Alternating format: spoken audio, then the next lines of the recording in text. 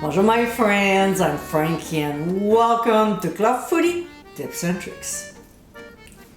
When we entertain or have people staying over, we look for shortcuts. We want to make a few things before so there's more time to spend with our guests. Did you know that you can make crêpe ahead? That's right. So let's see how. After we've done cooking a crêpe, we'll transfer it to a plate lined with wax paper. As you can see, I've been making a few already.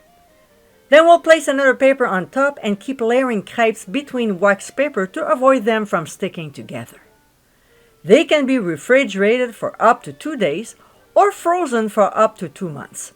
There's more info on how to store them on the website, so check it out.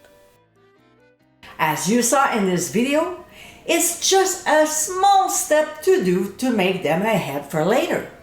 They can also be frozen, so there's no excuse for not serving them at your next gathering.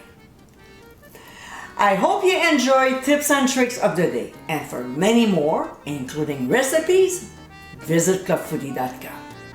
Until next time, my friends, bon appétit!